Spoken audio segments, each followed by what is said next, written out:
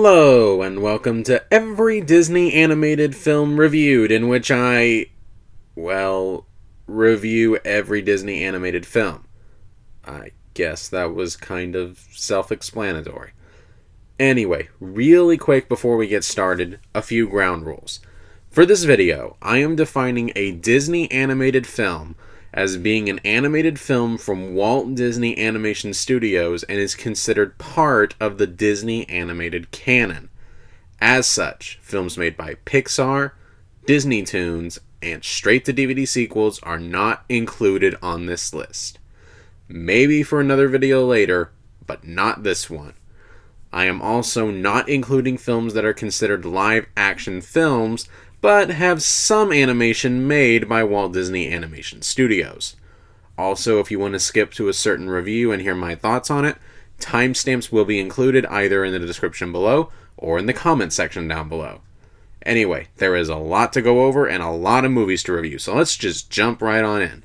So sit back, relax, or maybe have this gargantuan video playing in the background while you do something that's actually important, and listen to me review every single Disney animated film to date. Let's start off right at the very beginning with Snow White and the Seven Dwarfs, the very first fully animated feature film.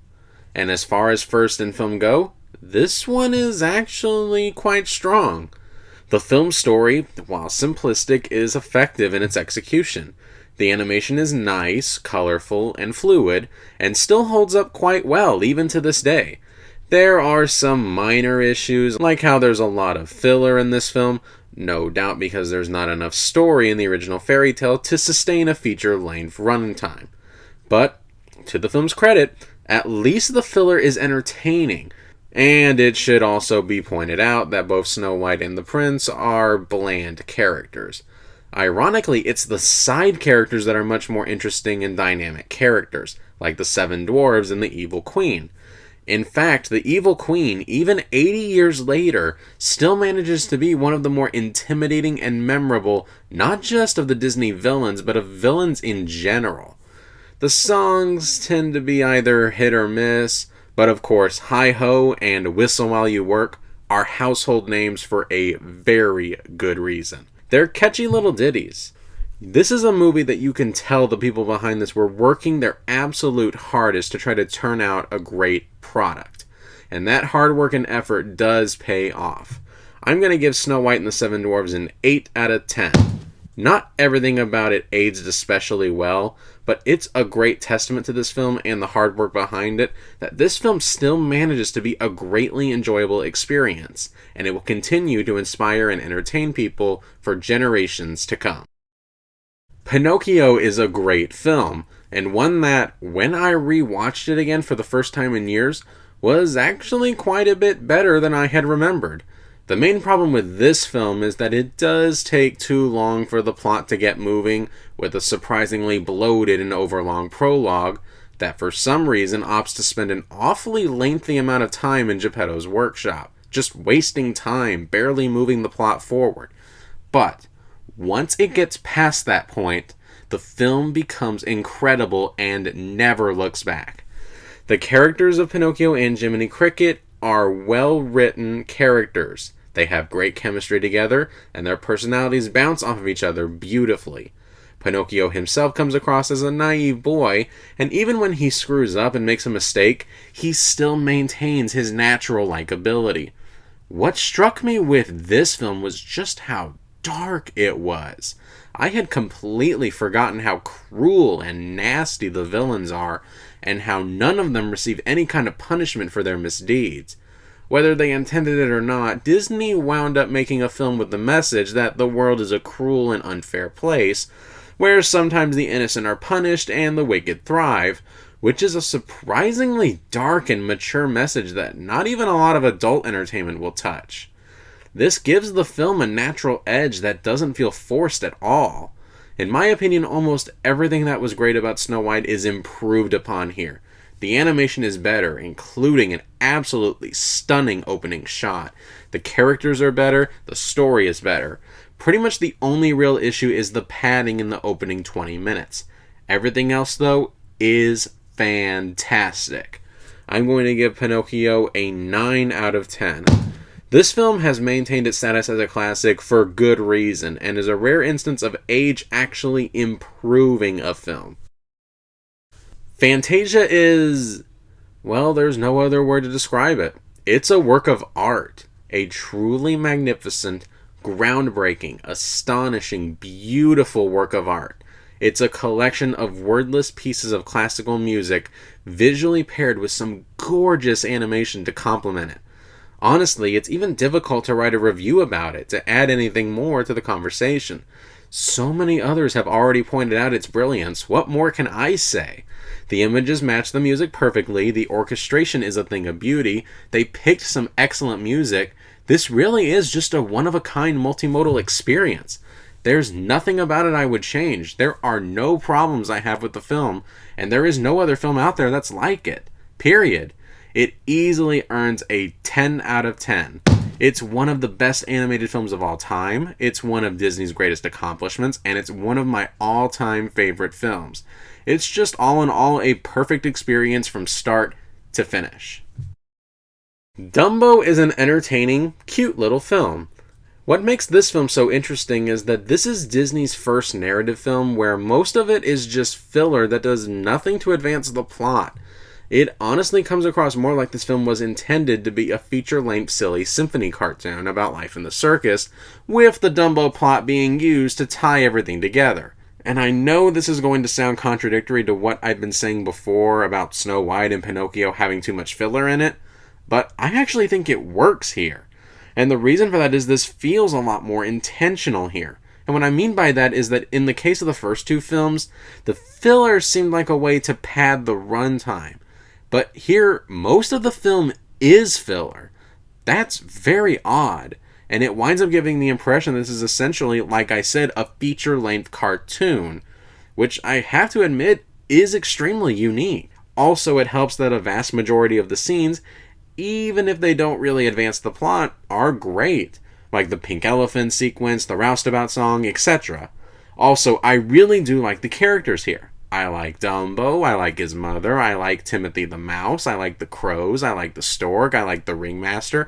This is an impressive set of memorable characters. Like I said, in terms of story or plot, the film is incredibly minimalistic, but in terms of everything else, from the humor, to the atmosphere, to the characters, to the songs, to just its overall charm and likability, I think it's just great. I'm going to give Dumbo a 9 out of 10. It may be simple, but sometimes simplicity is all you need as long as it's executed well. And I do think that Dumbo is executed more than well enough. Bambi is just an incredible piece of work. With its slow pacing, its gorgeous animation of nature, as well as its fantastic and memorable characters, this film is mature and it takes its audience seriously. What makes this film work so masterfully is that it simply lets scenes play out and doesn't often concern itself with constant moving around or jokes in order to keep kids engaged. This film really does feel like the life of a single deer from the ups to the downs. Also, even though man is the villain of this film, it wisely chooses to not even bother showing a single human being on screen, a decision that allows for a much more omnipresent feel for the villain, much like how the animals themselves would view man, resulting in some truly nerve-wracking moments. While the slow pacing and scenes of majesty are mesmerizing, there are a few minor issues. For example, for a film that's so bent on being timeless, there are some things that seriously date the movie, in particular when it comes to its choice in songs. There's also a few moments where perhaps the portrayal of nature is maybe a little bit too saccharine for my taste. But honestly, these are all relatively minor things that barely makes a dent in the film's quality.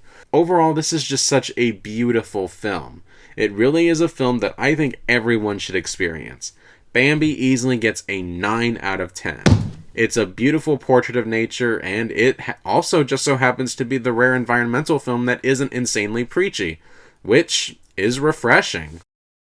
Saludos Amigos, the one Disney film on this list that quite a fair amount of you likely have never even heard of. With a runtime of only 42 minutes, yeah, that's right, 42 minutes.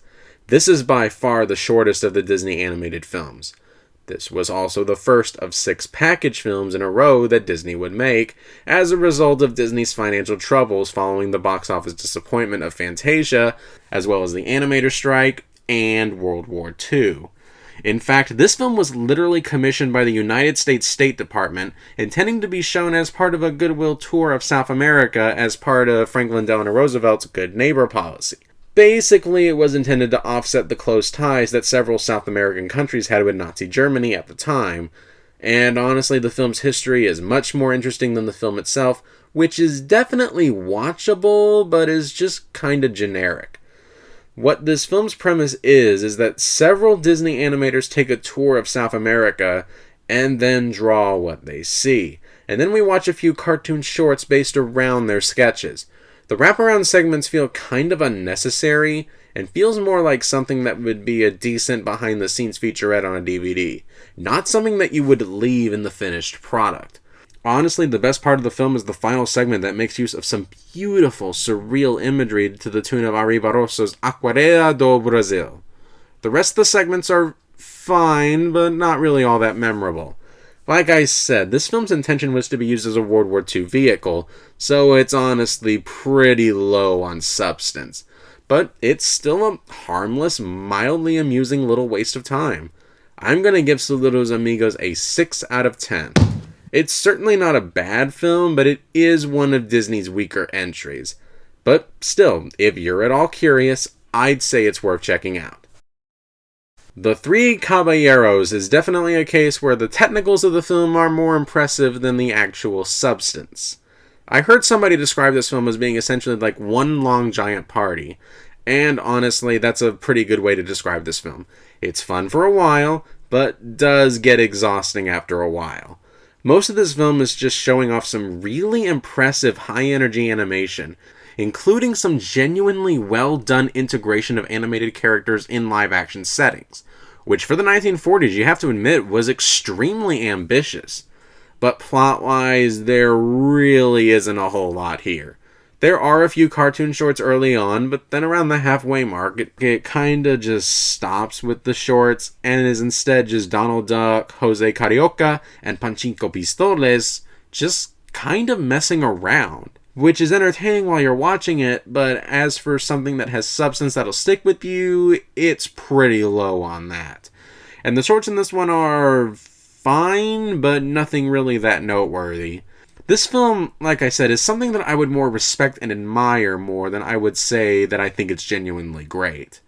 And honestly, by the time the film comes close to the end, you start to feel like it's beginning to overstay its welcome, and it leaves you feeling exhausted.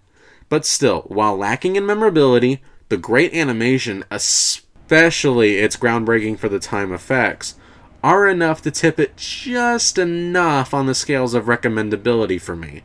As such, the Three Caballeros gets a 7 out of 10. It's better than Saludos Amigos, which you could argue this is a companion piece to, but not by a whole lot. Make Mine Music isn't one of the strongest of the Disney package films, but it is a rather nice and enjoyable little diversion. It is kinda neat to hear the artists of the era sing songs of the era, so this works as an interesting zeitgeist of the post-war 1940s. Not every segment is a work of genius, and oftentimes it kinda just feels like absurdism for the sake of absurdism, but there isn't really a bad short of the bunch. Easily the highlight of the film is the Peter and the Wolf segment, beautifully narrated by Sterling Holloway. It's just such a wonderful, charming, and delightful adaptation of a classic story. This film is no masterpiece, and as an adult, I can understand that this was a film that was made solely to help save money for the studio during wartime, but you can still sense some passion and energy being thrown into this to indicate that the people behind this actually cared about it. Make Mine Music gets a very solid 7 out of 10. The fact that this film was made very quickly and from such a disorganized animation studio probably hurt its chances of being polished, or for them to come up with better segments. But the fact that this came out this good in spite of that is nothing short of commendable. Fun and Fancy Free is basically just two 30-minute cartoon shorts, Bongo and Mickey and the Beanstalk, that are very loosely tied together. First with Jiminy Cricket, and then with Edgar Bergen, Charlie McCarthy, and Mortimer Snurd. Yeah, that certainly doesn't date the movie or anything. And honestly, the wraparound segments just feel plain unnecessary, and that alone does knock the movie down a peg for me. I'd forgive it more if they were great, but they really aren't. As for the two shorts, they're both good. I actually really liked Bongo, the story of a circus bear who escapes to go live in the wild. It's just kind of a cute little film. And Mickey and the Beanstalk is a fine, if ultimately unremarkable adaptation of the fairy tale. With the only thing that's really great about it is the giant himself, who is a very memorable character. Fun and Fancy Free is a very light film that gets the job done. Fun and Fancy Free gets a 7 out of 10. It's a solid outing, but it's ultimately not going to leave all that much of an impact. Melody Time is yet another package film from Disney, but in my opinion, this one is one of the better ones. This one includes some really great shorts, in particular the Pecos Bill short, which is actually surprisingly rather sad and actually kind of a downer, and I mean that in a good way. There's also the Johnny Appleseed short, which is easily my favorite and is extremely quaint and charming. And then there's also Little Toot, which tells a stock Disney storyline of a young anthropomorphic creature who wants to be taken seriously and be like his father, but can't seem to stay out of trouble, but is then given the opportunity to prove himself, but winds up in great danger as a result of it. And it manages to do that stock premise the best. And while the other shorts aren't the most memorable ones in the world, they are still quite enjoyable, and there isn't the stinker of the bunch. As far as the package films go that make up more than just 3 shorts, this one was the best.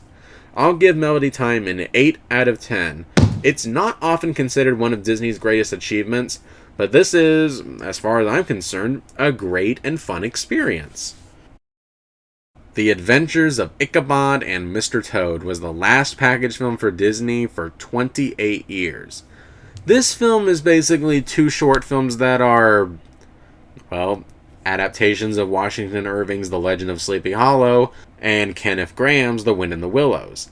And these are both very solid adaptations of 2 classic stories. Of the 2, I much prefer Sleepy Hollow because the atmosphere to it is so great and the short's climax is scary good fun. This is actually a really great short to introduce to kids around Halloween. And the Wind in the Willows adaptation is solid, but of course, trying to adapt a full-length novel to 30 minutes is a daunting task. And as a result, there are sections that go by way too fast. But as an adaptation, it gets the job done, it hits the highlights, and it tells a straightforward version of the classic story. But if you compare the 2 shorts, the Sleepy Hollow short is clearly the superior of the 2. But they're both good. I'm going to rate The Adventures of Ichabod and Mr. Toad an 8 out of 10. The only thing that's kind of baffling to me is that it is a little strange that these 2 shorts aren't together at all. I mean, aside from them both being American classics, I fail to see what the connection between these 2 shorts is. But like I said, this isn't really that big of an issue, it's just something that I noticed. And now we're stepping away from the onslaught of consecutive package films to talk about Cinderella. This is yet another instance of there being a decent amount of filler in an attempt to stretch this film's paper-thin story to feature length. So what helps elevate this film? The characters. The characters make this film. This film's iteration of Cinderella is simply great. She's certainly the only one of the 3 early Disney princesses that actually has a definitive personality. But even if you don't compare her to the other 2, she is a great protagonist. There's also the evil stepmother, Lady Tremaine, who is yet another entry into the list of Disney's most deliciously evil baddies. There's also the mice, the evil stepsisters, and the king and duke, and of course the fairy godmother, all of whom get moments to shine. Pretty much the only character that's given no personality or development is the prince. And much like Pinocchio, the film does take a bit too long to get to the main story. Like I said before, no doubt because it wouldn't have been feature-length otherwise. But regardless, this is still a great film. The animation in this one is just so grand, the mood is perfectly captured, and like I said, these characters are just wonderful. Cinderella gets an 8 out of 10. It's a fairly straightforward but effective entry in Disney's catalog of fairy tale movies. Alice in Wonderland, a film in which both the padding and the plot are virtually indistinguishable from each other. There is a lot to love and appreciate about this film. There is creativity bursting forth in nearly every frame. Alice is a very likable protagonist. The characters that we come across are a very colorful and interesting and entertaining batch of side characters. Wonderland itself is compelling and visually exciting. The animation is beautiful, lively, colorful, and creative. And Disney does an excellent job of bringing some semblance of tangibleness to Lewis Carroll's originally intangible world. If I had any complaints, it's that perhaps this film makes the world maybe just a little bit too structured and real. Almost like this is a world that theoretically could be a real place, when that wasn't the case at all with the original book. But honestly, that's almost a nitpicky complaint. The rest of the film is just so entertaining and so creative that it can be easily forgiven. This is both an excellent adaptation and a great film in its own right. I'm going to give Alice in Wonderland a 9 out of 10. This is Disney taking a classic story, using its wonderful animation to its fullest advantage and making it their very own, and it's simply wonderful. Peter Pan is an instance of a Disney film that's iconic, but as an actual film, I don't think it's quite as strong as other people seem to think it is. Now, that's not to say that it's a bad film at all. There is still a lot of creativity and entertaining moments. And the characters for the most part are entertaining, including one of Disney's best comic villains with Captain Hook. But, unfortunately, a lot of my problems with this film stem from the main character of Peter Pan himself. What Disney did was they essentially took a very tragic figure from J.M. Barrie's original work, and they watered him down to the point where he's essentially just your stereotypical cocky hero. There's nothing really all that interesting about him. And also, the film kind of meanders a little bit in its second act. But is it a bad film? No, not at all. Like I said before, most of the other characters are entertaining, the songs are a lot of fun, the action is actually pretty exciting, and the film does a solid job of capturing the spirit of childhood imagination. It's just that I wish the film was more interesting than it turned out, especially when it stems from such an emotionally rich source material. As such, Peter Pan gets a solid 7 out of 10. Could it have been better? Absolutely. But this is an entertaining watch, and there are parts that are iconic for a very good reason. Lady and the Tramp is a charming and entertaining little film. What makes this film so interesting is that you could accurately describe this as being like an old-fashioned romance, except it's being told with dogs. This feels a lot more like a film that would appeal more to adults than it would for kids. The film is surprisingly very slowly paced for the most part, with this kind of laid-back feel to the whole thing. But for a romance, it gets the most important thing down, and that's the chemistry between the two romantic leads, and a relationship that grows organically and doesn't in any way, shape, or form feel forced at all.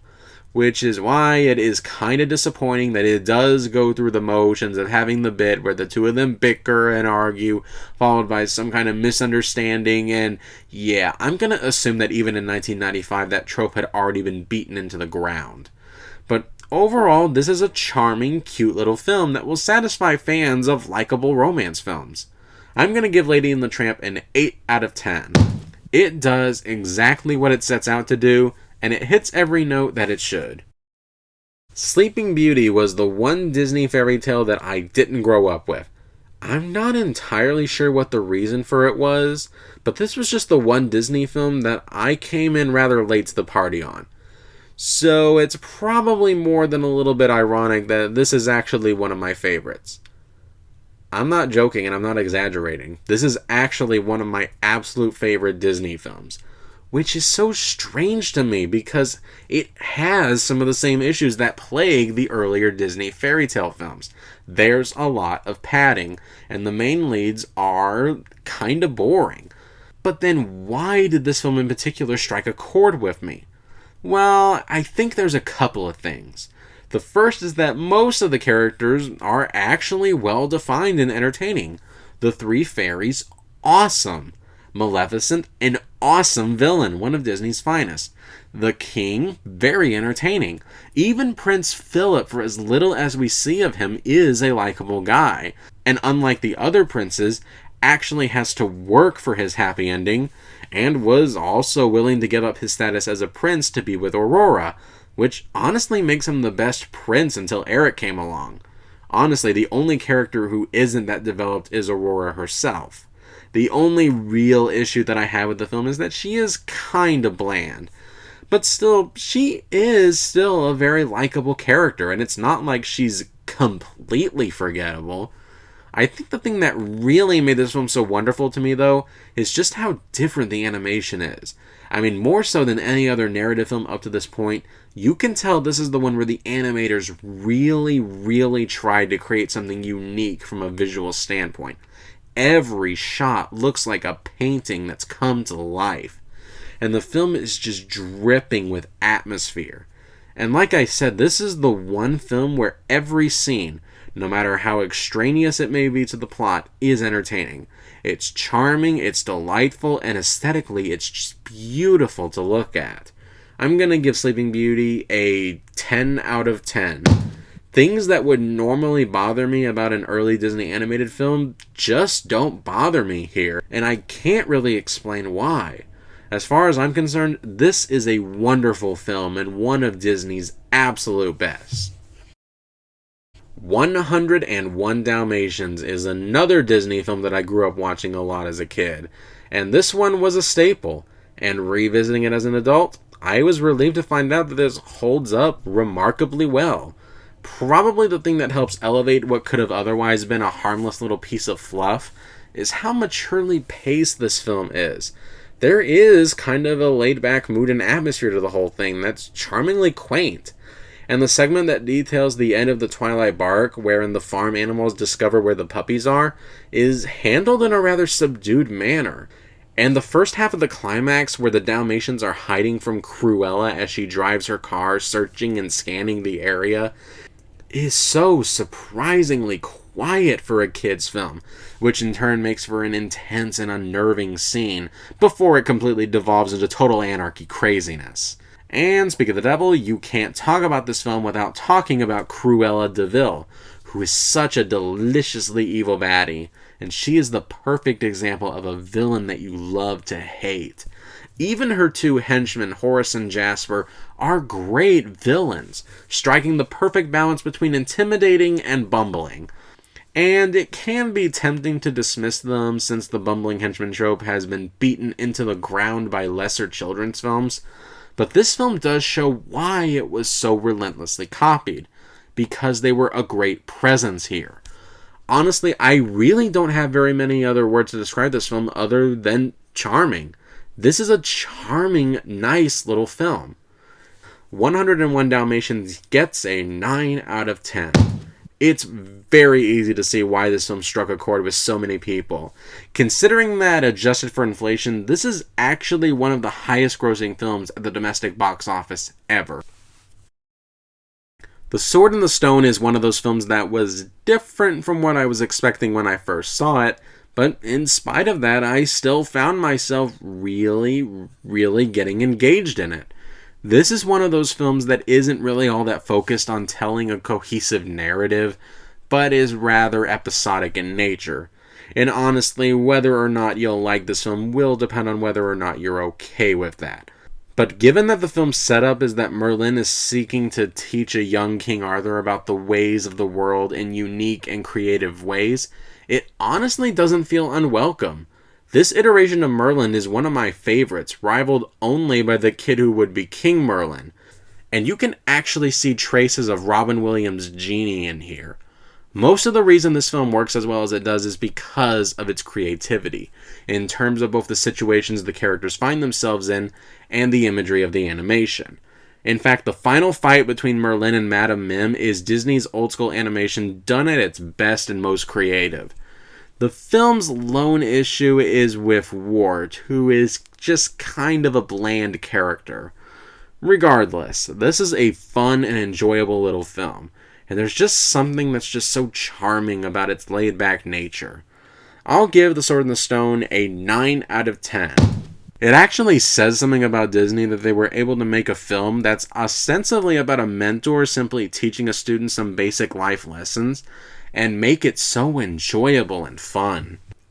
The Jungle Book is one of those Disney films that I remember watching quite a bit as a kid, but upon revisiting it as an adult, I discovered it wasn't quite as good as I had remembered.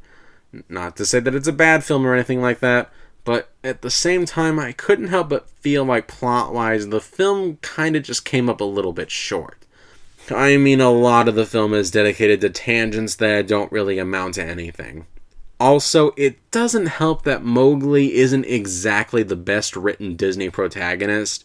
He has kind of this rebellious and boorish streak that isn't quite as charming and endearing as the film seems to think it is. I have a really hard time believing that a kid like him would have survived in the jungle for as long as he had.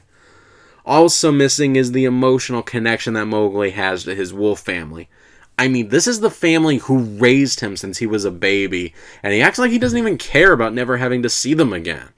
He seems more upset about the fact that he's leaving the jungle in general, rather than the fact that he'll be forever separated from the family that raised him. But still, there is a lot to like about this film, in particular when it comes to the other characters, in particular when it comes to the film's antagonist, Kaa, Shere Khan, and King Louie. They are just so entertaining to watch that every second they're on screen is pure gold. The slapstick, while the film may be a bit too over-reliant on it, is done rather well. And plus, the music is pretty good. The Jungle Book isn't one of Disney's best films. It's got some problems, and unfortunately, a poorly written protagonist is not a minor problem. But the elements that do work are done too well to recommend skipping this film. I'll give The Jungle Book a 7 out of 10, but it is pretty close to a 6, I should note. It's a nice, marginally entertaining film, but it should have been so much better. And honestly, the 2016 live-action remake is a much better take on this story than this version. And trust me, this is the last time I'll be saying anything positive about the Disney live-action remakes in this video. The Aristocats, the very final animated film to be approved by Walt Disney before his death. And it's not really that great, but at the same time, there are things about it that are kind of okay, I guess. I mean, this film is not very story-based at all. As a matter of fact, the film's story is actually quite weak. I mean, an older woman wants to give her fortune to her cats, and her butler decides to get rid of the cat so the inheritance will revert to him. This is not exactly riveting stuff. And honestly, Edgar the Butler is easily one of Disney's weakest villains. He's a moron who doesn't think his evil plan through, and is neither threatening in the slightest or funny in the slightest. There's also a lot of filler scenes of the cats kind of just sitting around and not really doing much of anything. But this film isn't a total loss either. Honestly, the chase scenes involving Edgar and the two dogs are actually quite enjoyable and funny. There are some solid jokes, and the movie is inoffensive and harmless enough, I guess. It's kind of just, if you'll forgive the pun, fluff. There's nothing substantive here whatsoever, but it is a breezy and relatively painless sit. But at the same time, there are better Disney films out there if you want something that's just cute. I'll give The Aristocats a 6 out of 10. This is just one of those childhood films that I grew up with that didn't hold up as well as I wanted. Robin Hood was a film that had a very mixed reception when it was first released, but since then it's gained a rather respectable following, and for very good reason, because this is an entertaining film. While this isn't the best adaptation of Robin Hood, that distinction belongs to the Errol Flynn version, this version does a very good job of adapting the story. The characters are well realized and well thought out. Probably my favorite is the Sheriff of Nottingham, who just takes such delightful glee, the insane lengths that he goes to steal money from the poor. It's just so deliciously evil, and I love it. Plus, the action and fighting, while nothing spectacular, is handled very well. And the climax is one of Disney's best, being quiet and tense at first, before devolving into crazy, fast-moving insanity. Also, the scene involving Friar Tuck, the two mice, and the Sheriff of Nottingham in the church is one of Disney's most underrated scenes, period. But still, this film isn't perfect. One of the biggest issues I have with the film is that it is rather episodic in nature. The film plays out like 3 episodes right in the middle of an animated Robin Hood TV series, which, now that I say that out loud, sounds really awesome, and now I'm disappointed that Disney didn't make one. Anyway, sorry, back on track. From a narrative perspective, the pacing of Robin Hood is a little disjointed.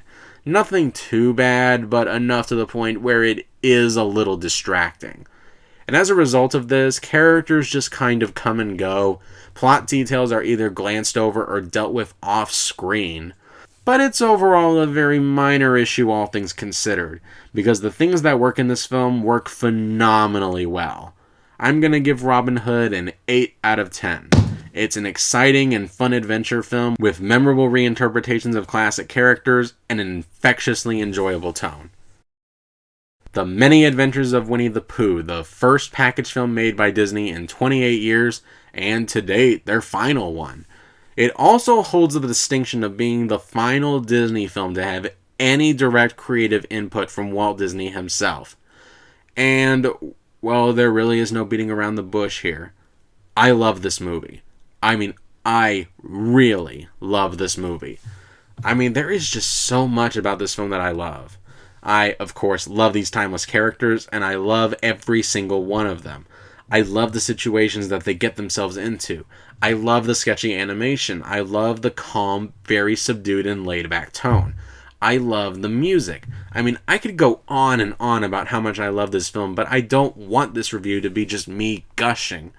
This is one of those rare films from my childhood that was not only as good as I had remembered it, but it was much better. Honestly, if you were to ask me if there was any film that was childhood personified, it would be this film. This film captures something that is intangible, and it makes it tangible. This kind of wholesome innocence, but without coming across as saccharine. And it makes it look so easy, like it's not even trying. And I mean that in the best possible way. Of course, The Many Adventures of Winnie the Pooh gets a 10 out of 10. I know a lot of people may not agree with me, but in my opinion, this was Disney's greatest and finest achievement in film. It's just wonderful and is as close to a perfect film as Disney ever got. The Rescuers is a perfectly fine piece of children's entertainment. It doesn't redefine anything and it doesn't do a whole lot that phenomenally, but it does tell a perfectly fine story more than competently. The 2 lead mice, played by Bob Newhart and Ava Gabor, are likable characters and they have a good dynamic between the 2 of them. The little girl is a decent enough character. What was most surprising about this film upon a recent rewatch was just how soft and quiet the film's pacing is, which isn't a bad thing. In fact, if anything, I think that's one of the film's strengths. This film takes its time and lets events just unfold and play out.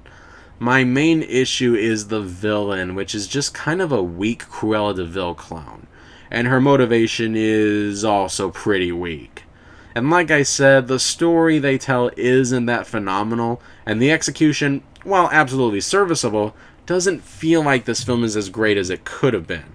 But still, for what we got, this is a fine film. It's enjoyable and fun enough when it should be, it's intense and dark enough when it should be, and it's quiet and introspective when it should be.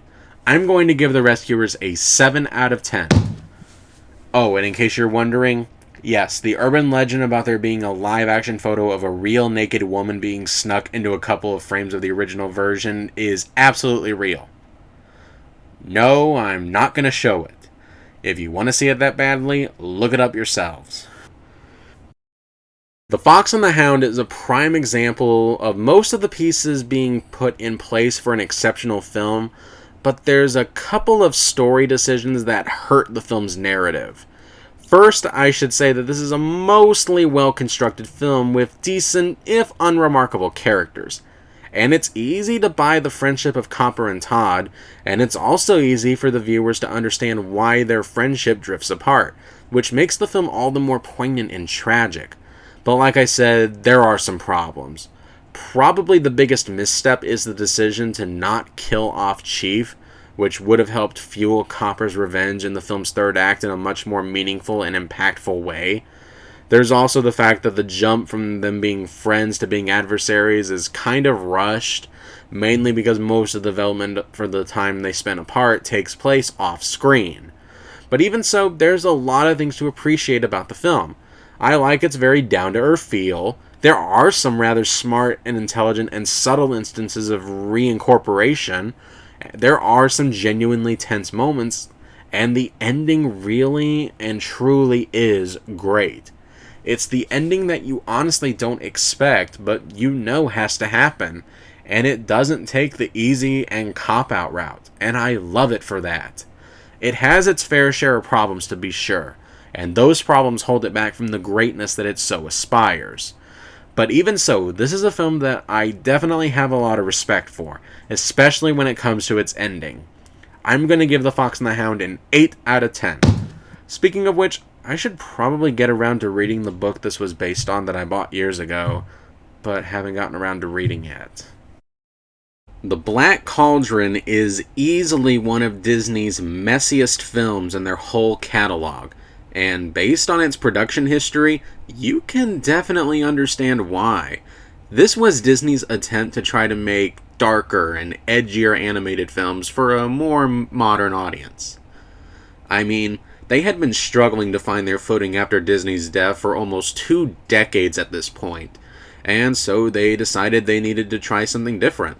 And so, from a historical point of view, this film is kind of fascinating to watch. It's fascinating to see what is so clearly Disney animation being used in service of such dark and disturbing material. And apparently the original cut was even more disturbing, to the point where it was almost rated R.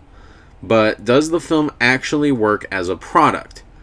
Not really, but at the same time there are still some rather praiseworthy elements. Like I said, the film's strongest asset is its incredible atmosphere and its rather disturbing imagery. Honestly, the film's biggest failing is in its characters. Most of them are very poorly written, including the main character, who is kind of both bland and definitely has his irritating moments. Princess Ilanwe is also kind of bland, and Gurgi is just annoying, full stop. And the story is just kind of a watered-down version of the first 2 Chronicles of Prydain books. But even still, the film's saving grace is its creativity, especially with regards to its imagery. And ironically, it's the villains and side characters that also save this film. So, does this mean this is a good film? Honestly, probably not. The problems here are very overwhelming, especially when you consider it screws up the 2 most important parts of a film, the main characters and the story. But even so, not only does the stuff that work very well, but I also just find the film fascinating in ways that the filmmakers just didn't ever intend, which makes it hard for me to dislike or dismiss it outright.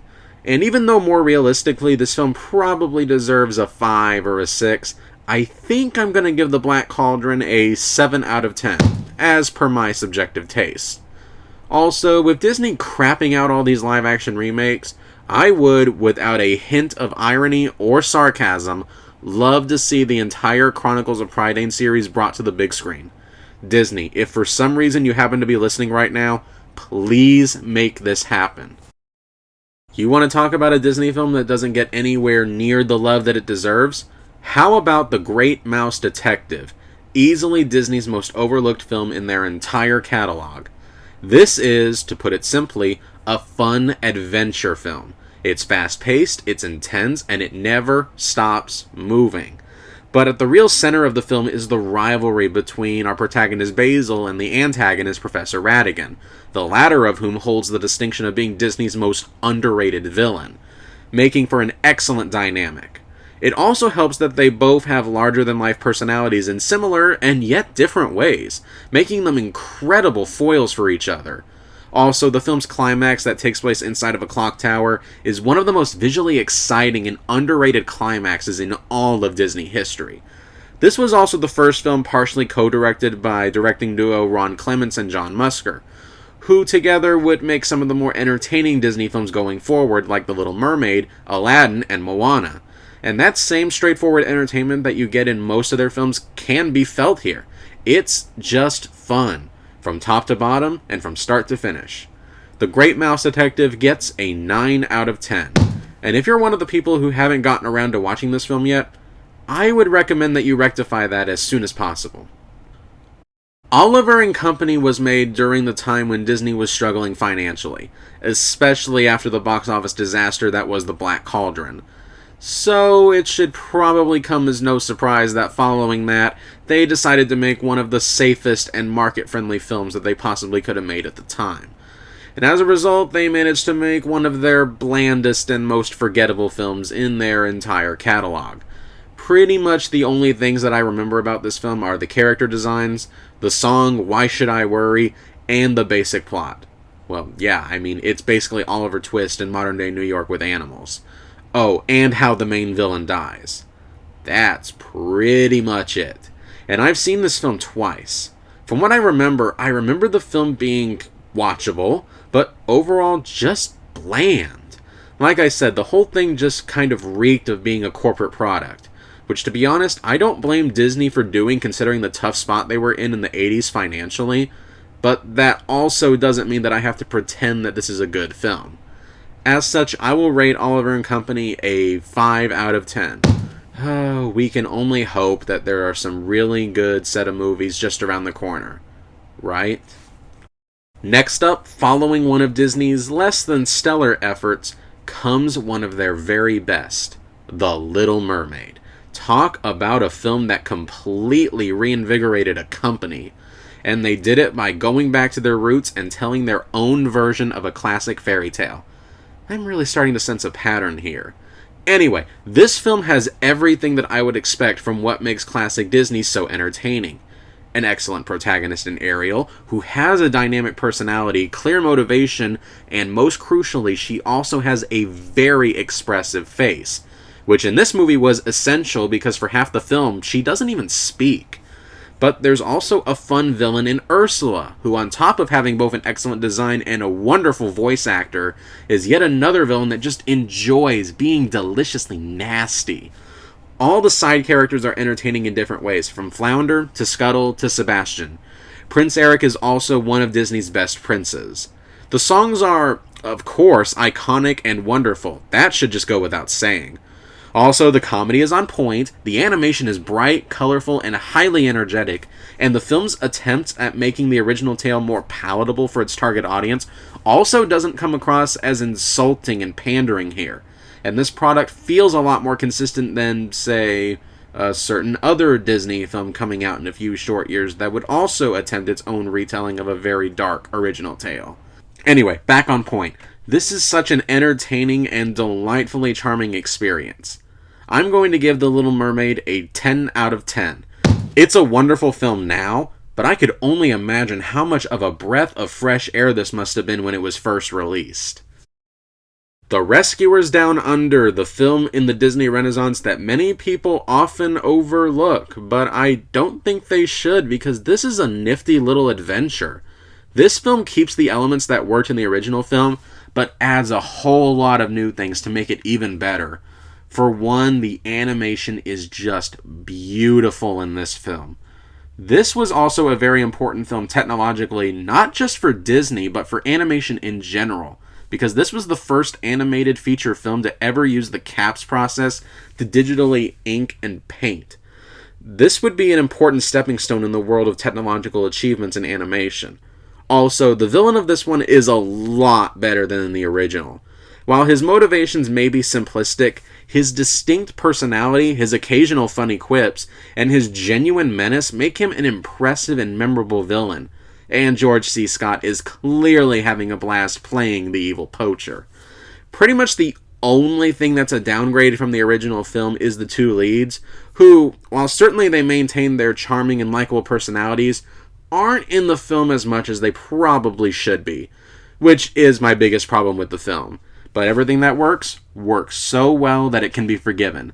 The animation is stunning. The pacing is brisk. The film's climax is genuinely terrifying.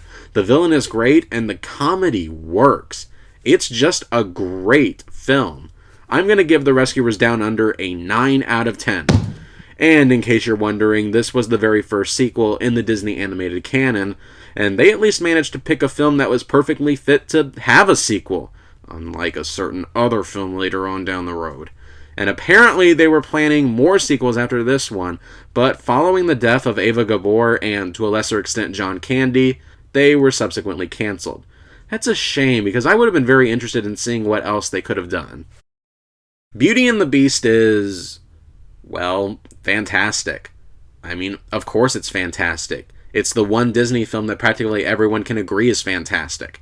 I mean, the characters are all wonderful. The relationship that grows between Belle and Beast feels natural and organic. It's charming. It's funny. Gaston is a great villain. The plot is perfectly written and perfectly paced. It's just a real and genuine delight that will endear both kids and adults of all ages. I mean, what more can I really say about it? It's just the Disney formula of taking old fairy tales and making it their own, done to bona fide perfection. Beauty and the Beast, of course, gets a 10 out of 10. It's become a beloved and cherished classic for good reason, and is easily Disney's greatest fairy tale film. And if you're one of the maybe 2 people watching this video that haven't already seen this film, well, first of all, how did you even manage to stumble across this video? And secondly, please rectify that as soon as possible. It really and truly is amazing.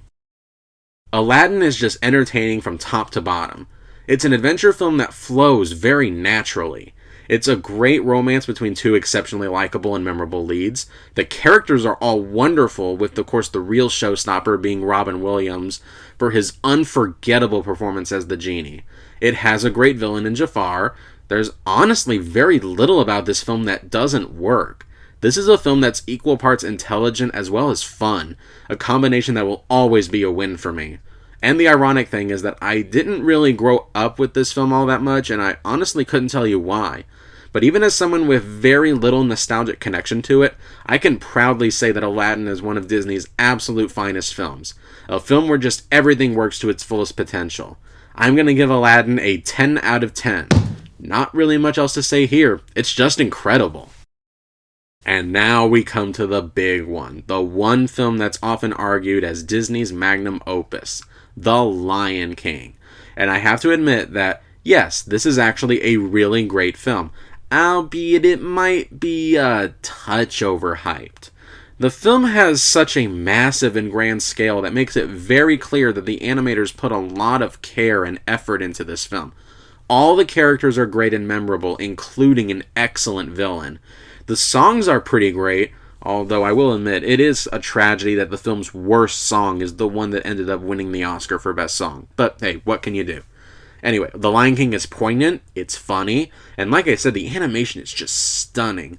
Most of the issues I have with this film are nitpicks, like some of the anachronistic references feel out of place, and there are some plot conveniences. But honestly, the rest of the film is so great, including having some of the ballsiest moments in all of Disney's canon, that any potential problems are easily overshadowed by its greatness. The Lion King gets a very strong 9 out of 10 for me. A very enjoyable film that honestly deserves almost every bit of praise that gets tossed its way. Wow, so far this is an extremely impressive streak of great films. I hope the next film continues that streak.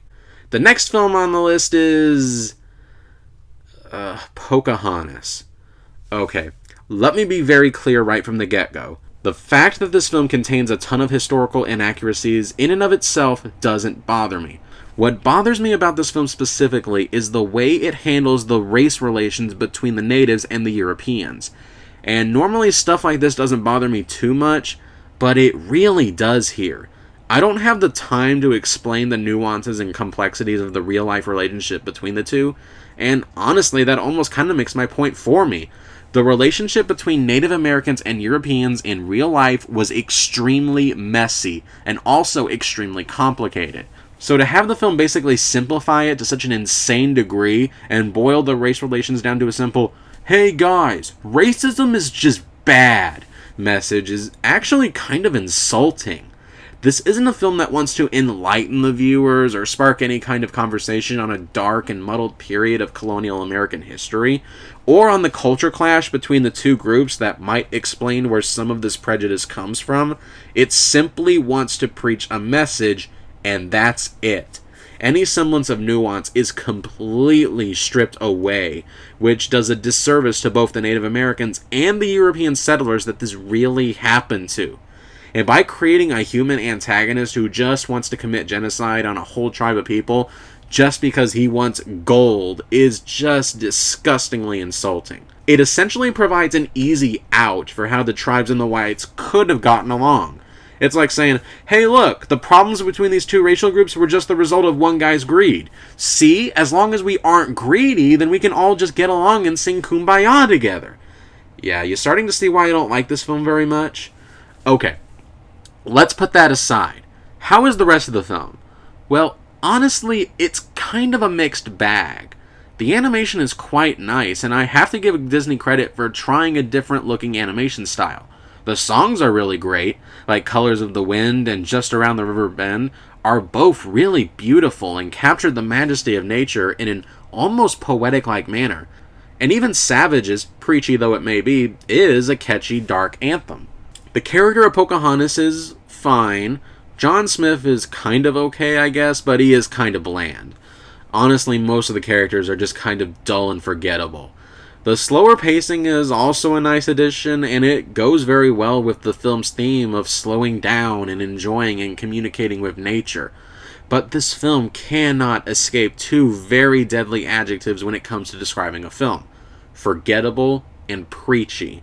It has stuff that works in it, sometimes exceptionally well, but not anywhere near enough to overcome its flaws. I'm going to give Pocahontas a 5 out of 10. For a Disney film, this is well below par, especially considering the era this came out in.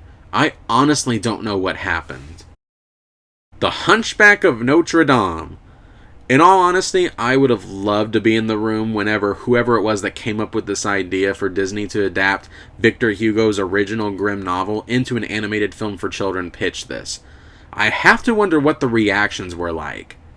Anyway, on to the review itself. The Hunchback of Notre Dame is a pretty darn good film. And honestly, given what they had to work with, it's honestly a miracle that the film managed to come out this good. Granted, they had to change a lot from the original source material in order for it to be palatable for a younger audience. For example, this film is more of an ugly duckling story than the original tale, but they actually managed to do a really good job. And it's not like the darker elements of the story are ignored. In fact, this is easily one of the darkest and most mature of the Disney animated films, and I love it for that. Probably the ballsiest thing this movie does is tackle the subject matter of religious extremism. Granted, they weren't ballsy enough to keep Frollo an archdeacon of the church, but what was most stunning to me was they actually kept the original novel's motivation of him wanting to kill Esmeralda because of his intense lust for her. That is hardcore. Speaking of Frollo, he is Disney's greatest villain, due to his extremely complex nature and motivations, and because he is one of the most terrifying villains ever put on screen. Not just because of his motivation, but just because of how much power he yields, and in such a realistic way, too. Most of the songs in this are just incredible, especially Hellfire, one of the greatest villain songs ever put to film, and the opening song, The Bells of Notre Dame, with its gorgeous orchestration and the roaring choir, really making the opening scene so chilling and effective. Quasimodo and Esmeralda are also great characters, and the film does have a good moral about how you are not entitled to the feelings of someone else, and it's executed very well. Unfortunately, not everything about this film is as great. There are some problems, and unfortunately, they're not small problems.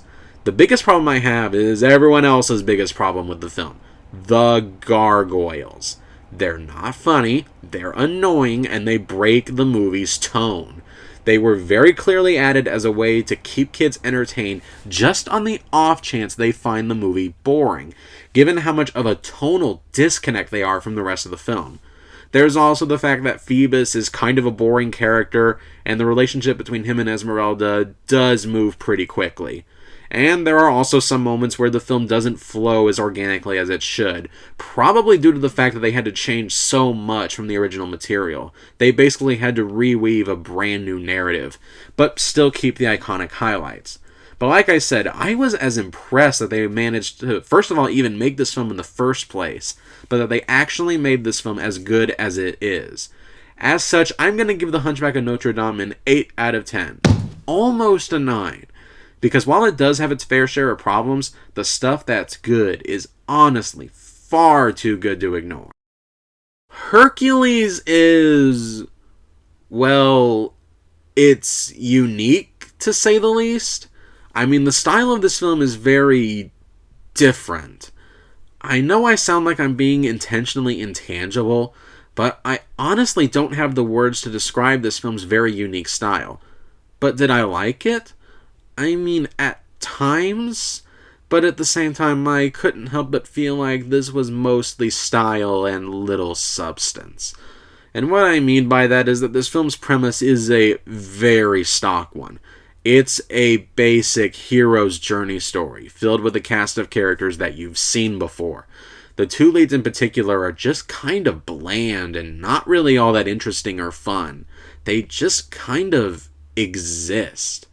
Honestly, the film kind of feels like a hodgepodge of a bunch of different ideas and styles that they just don't really fit together as much as the filmmakers want them to.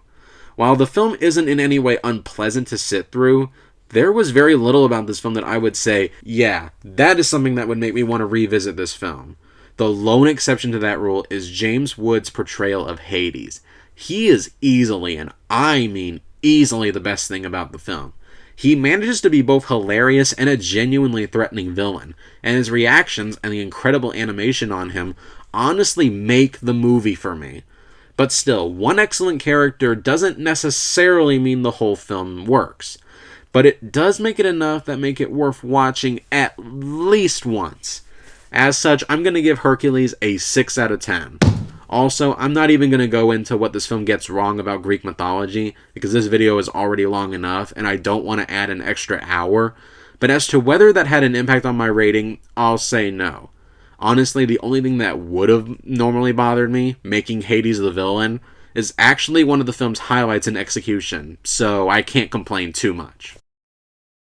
Mulan is the one Disney Renaissance film that's grown a lot more of a following as the years have gone by, and has slowly gained a lot more respect than it did when it first came out. And I can definitely see why. For one, this is a Disney film starring a female protagonist in which she isn't a princess, which is quite rare for Disney. And she's also a very well-written character. This is also a story about female empowerment that doesn't feel preachy, as the message flows organically out of the story without feeling the need to explain it or preach it to the audience. The side characters are all wonderful and get moments to shine. The jokes poking fun at the gender dynamics between men and women are great, the action is great, the songs are all wonderful, especially Make a Man Out of You, and you also get some cursory and introductory elements of Chinese culture. The film's biggest issue is that the Huns are pretty bland and boring villains, and the tone shifts in this film are very jarring. I mean, they go from singing an upbeat song about the kind of women the soldiers want to marry, and then with zero segue, they walk right into the aftermath of a genocide. And also, while Mushu isn't one of the worst comic relief side characters in Disney history, he definitely has his moments of annoyance. Overall, some minor hiccups that don't in any way detract from the pretty awesome elements. As such, Mulan gets an 8 out of 10, and honestly, it is very, very close to a 9. Tarzan is a mostly enjoyable animated adventure, even if it is marred by a weak third act. One of the film's biggest strengths is its excellence in capturing the mood of what it might be like living in the jungle, the backgrounds, the animation of the killer leopard, etc. I also quite like a lot of the characters, from Tarzan to Jane, to Jane's father, to Tarzan's mother. And also the animation, no surprise, is great, especially the way it portrays Tarzan's infamous vine swinging. Disney took a classic image and completely remade it in the best way possible. But, that being said, even though there are things about it that work, not everything does.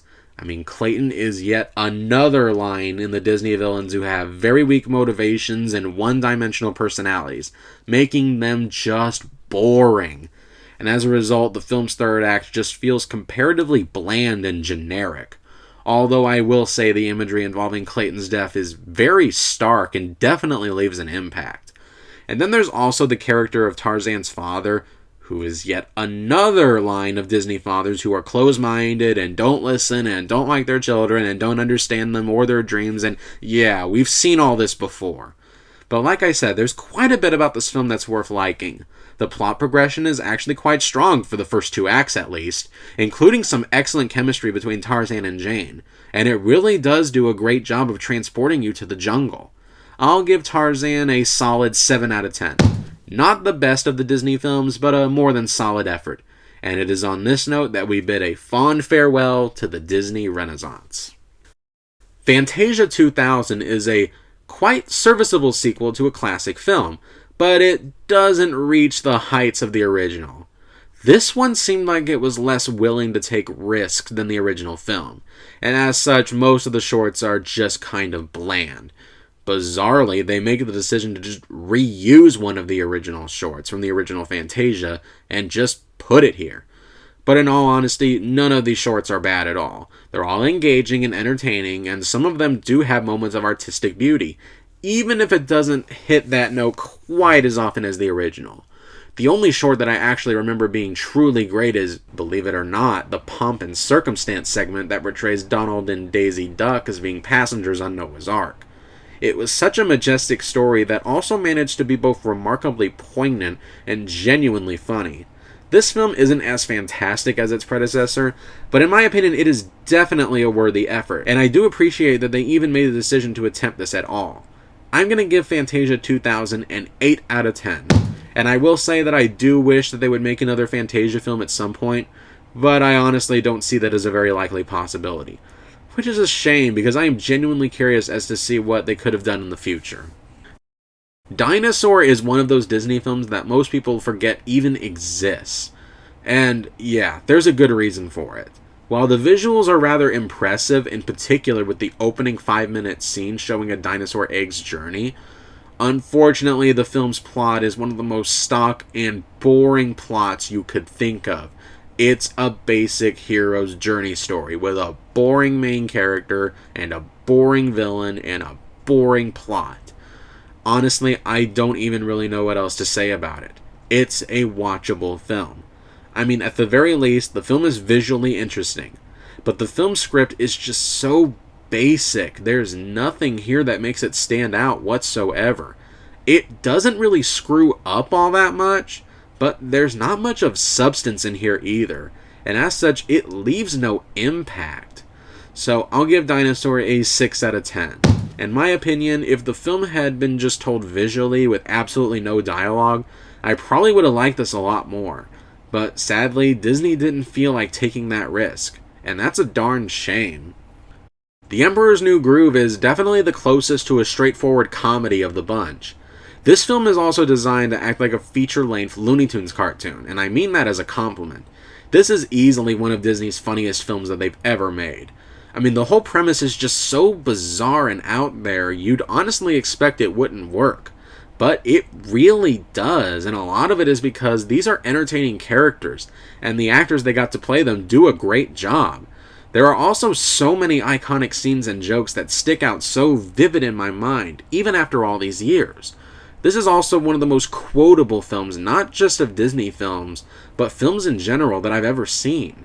As a story, there are some minor holes, which the film is all too eager to lampshade, but given its primary focus is to be a comedy rather than tell a story, it's not too much of an issue here.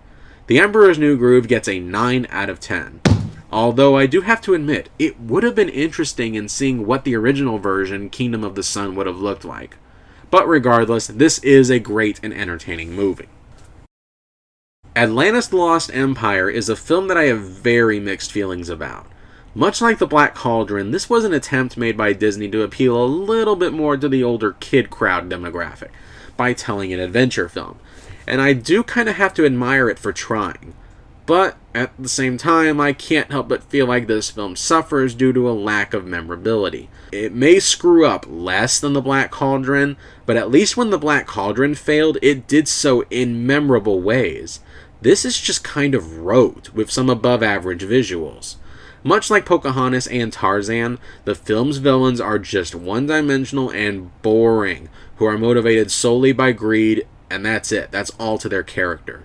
And interestingly enough, the side characters are also kind of dull and forgettable too, which is kind of weird given how they went out of their way to make these characters as different from each other as possible. But Atlantis: The Lost Empire is entertaining enough while you're watching it.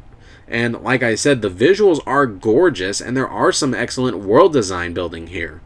And as I said, the film doesn't really make any huge mistakes. It just doesn't quite hit the heights that it so aspires.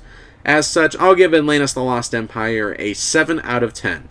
But I should also point out that it is quite close to a 6. I kinda wish these attempts by Disney to tell more adult animated stories were better made, because this could have opened up a whole new world of stories that they could have tackled. Oh well, maybe in the future. Lilo and Stitch, the heartwarming story of a weird little girl and her alien pet. Saying that out loud makes this sound very strange and honestly kind of dumb, but it's all in the execution. And the execution here is extremely phenomenal. What could have been just a dumb throwaway film with a dumb premise is actually given a lot of subtlety and poignancy. There are several scenes where the film slows down and lets moments sink in, especially as it deals with the family situation that you rarely ever see in the media, especially children's media. An older sibling having no choice but to raise a younger sibling due to the death of their parents, and the fear of that younger sibling being taken away from you. And it's handled beautifully.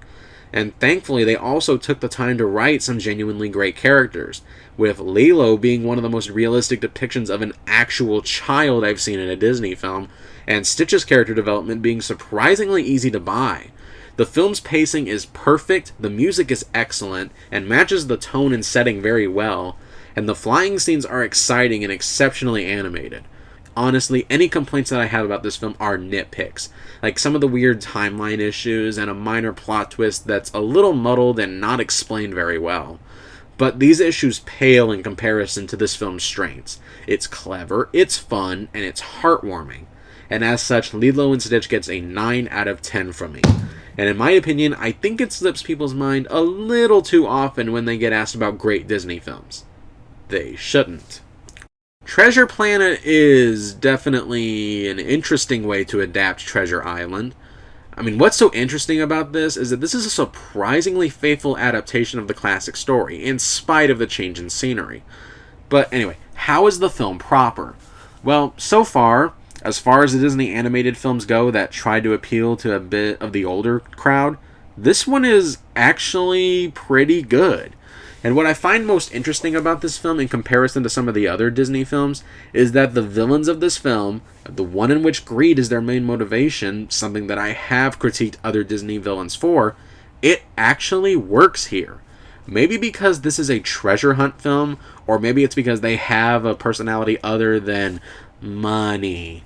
The protagonist is well written and likable, and in a very interesting twist, both of his parents are still alive, but his father is actually just a deadbeat who wants nothing to do with him. Kind of a bold choice to put in a kid's film. Anyway, from a storytelling perspective, this is mostly just a straightforward adventure film.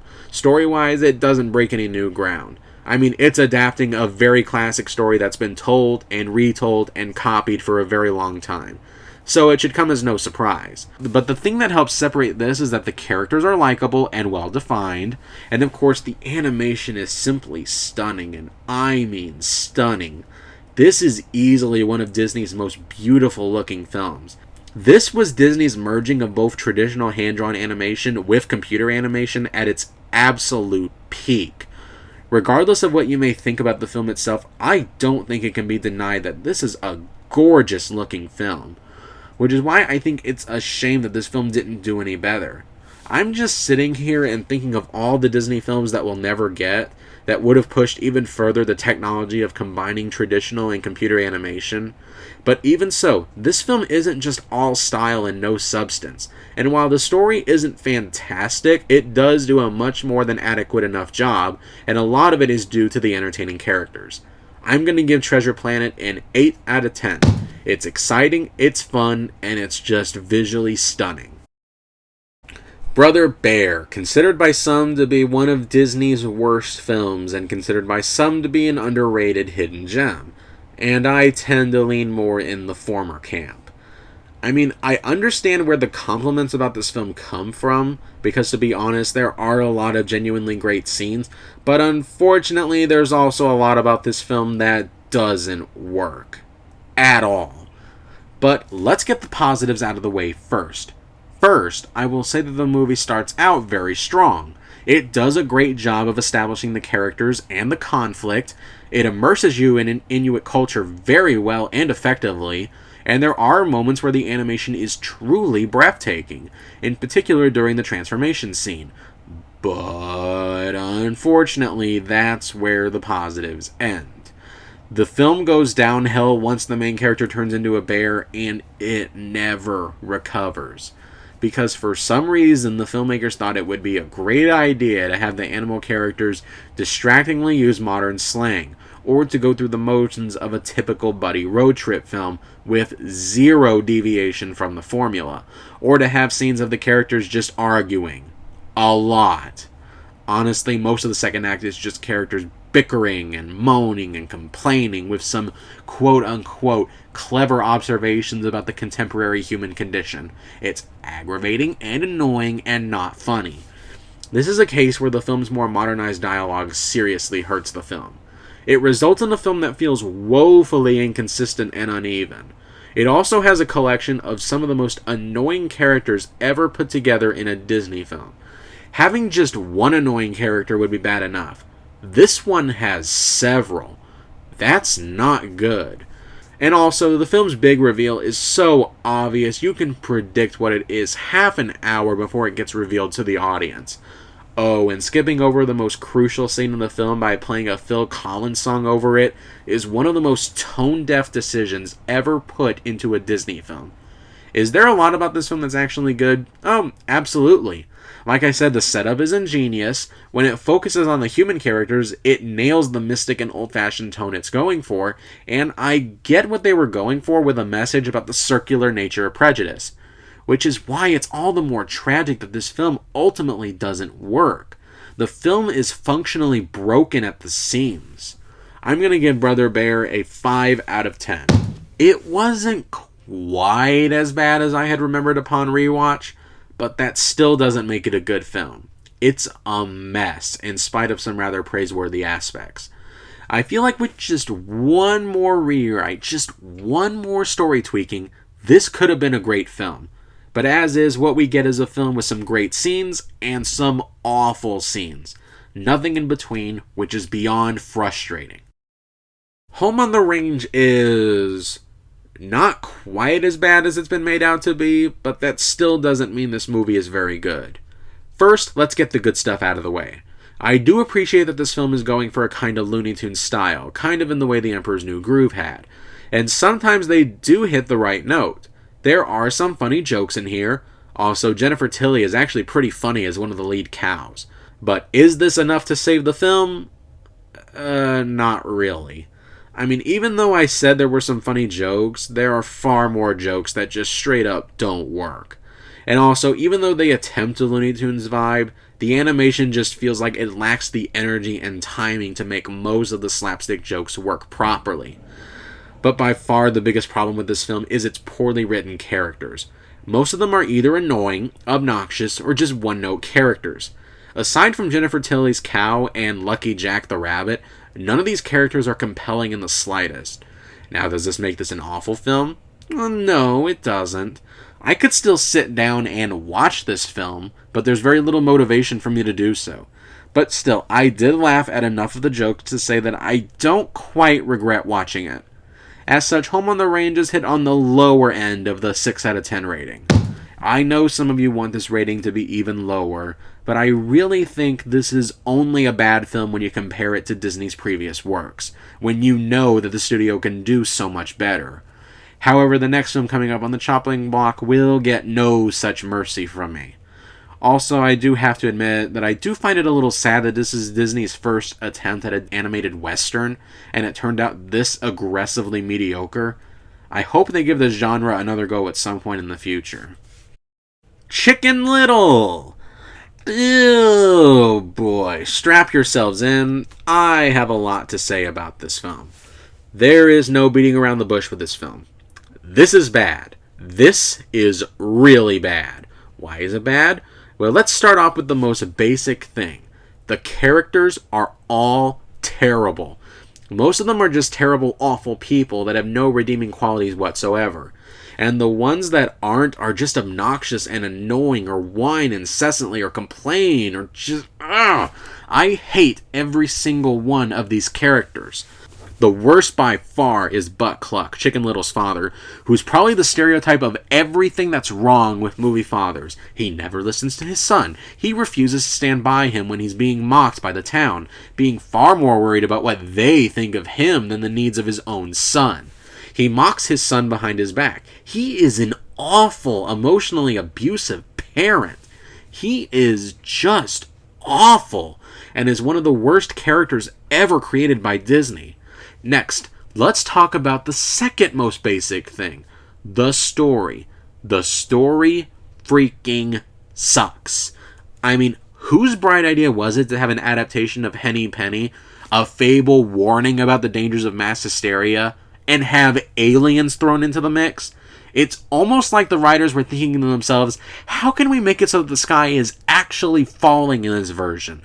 Which, again, completely misses the point of the original fable by making the thing that they're irrationally panicking about actually be real. Next up, we have the world itself.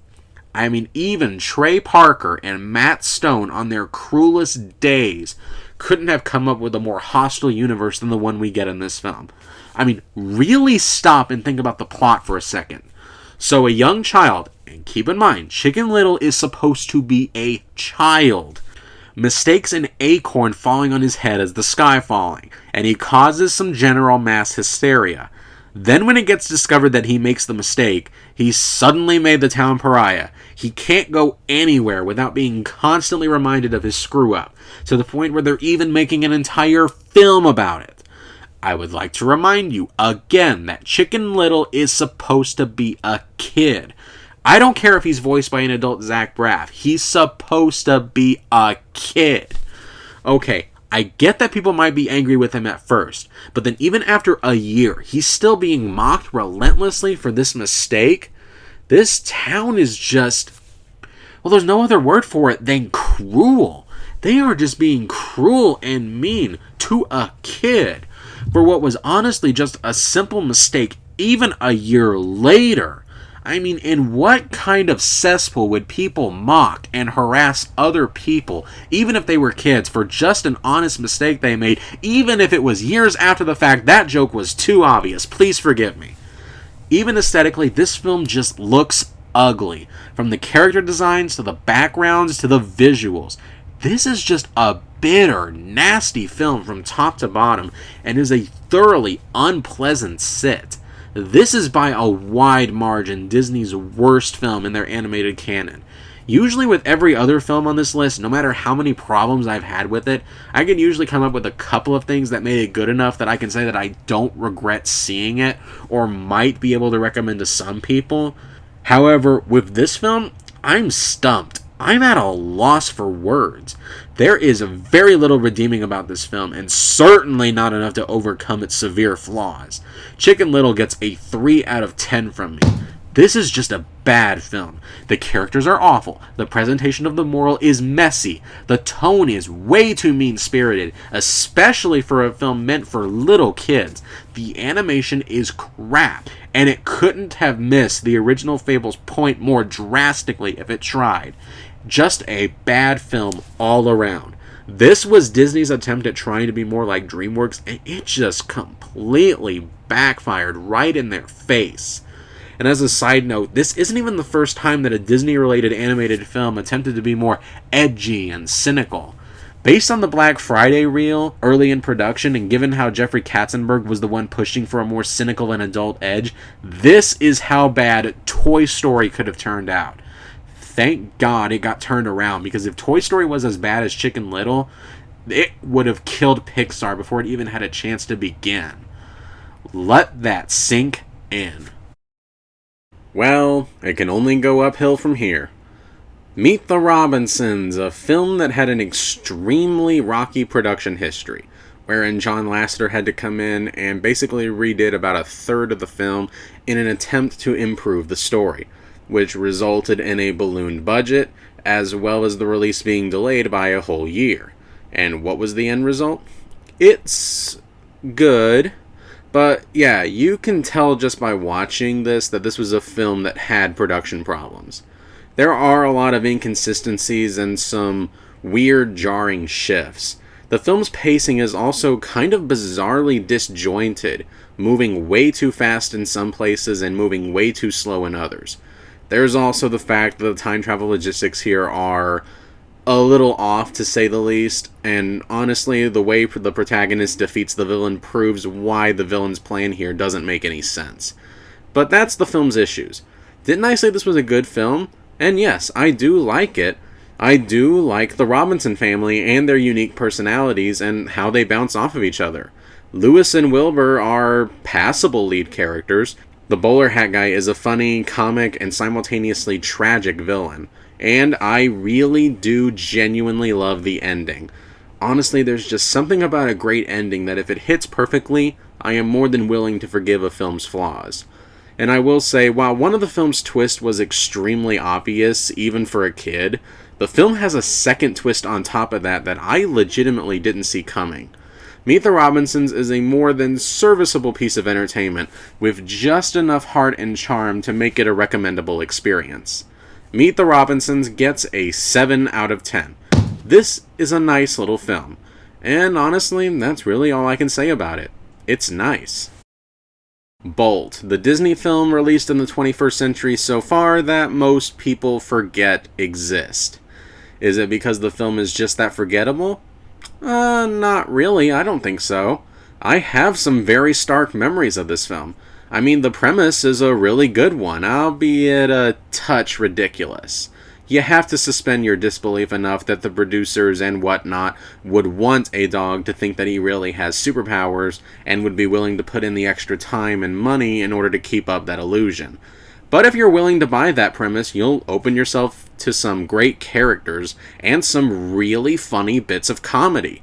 What doesn't really work about this film is the drama, primarily because it goes through that stupid third act misunderstanding that requires someone to walk in at the wrong time so they overhear something that sounds bad, but they don't hear what came before or after that would clear the whole thing up.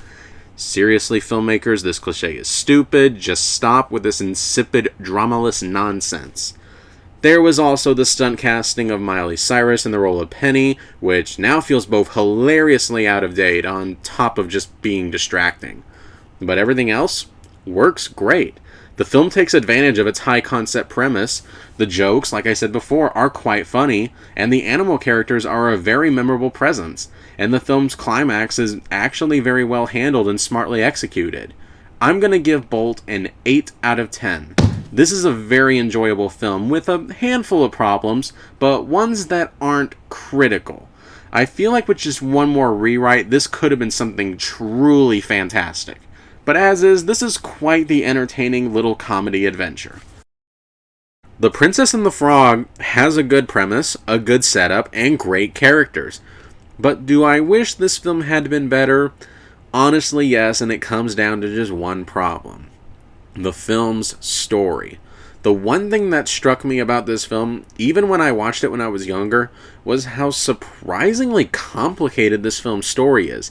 There are a lot of plots and subplots and character motivations that just kind of clash with each other and don't fit together very well at all. And yet, despite that rather serious hurdle, I still rather enjoyed the film. Why? Because everything else is fantastic. The characters? Great. Tiana is one of Disney's best written female protagonists and has a very distinct personality that makes her very different from the others. Dr. Facilier is a great and memorable villain. The music by Randy Newman is incredible. The animation and visuals are gorgeous. This film actually has the nerve to kill off one of the comic reliefs and actually keep him dead. And the film's mood and atmosphere is amazing. Some of the best in Disney's history. It feels like you've been transported to early 20th century New Orleans and immerses you in jazz culture. I just wish more time and care had been put into the film's story, because if it had, this truly could have been considered one of Disney's finest. And unfortunately, an overly convoluted story is not a minor problem. But still, through the power of sheer conviction and everything else just being freaking fantastic, the film elevates itself enough that it warrants an 8 out of 10 rating. Although I do have to wonder, was this film rated G just because it was hand-drawn animation? Because there is a lot of really creepy imagery in this for a kid's film, including a character literally being dragged against his will into a hell-like place.